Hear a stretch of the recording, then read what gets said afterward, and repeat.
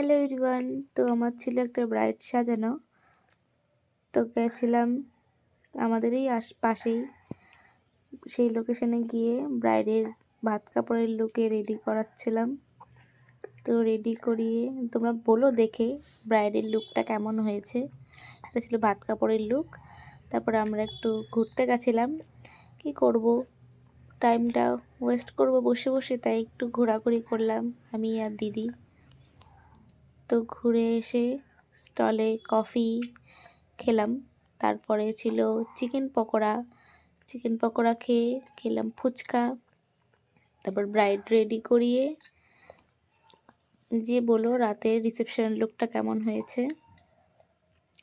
তারপরে মেনুতে ছিল ডিমের ডেভিল, ফ্রায়েড রাইস, চিকেন কষা, ডাল, চিপস, মাটন, রসগোল্লা, আইসক্রিম।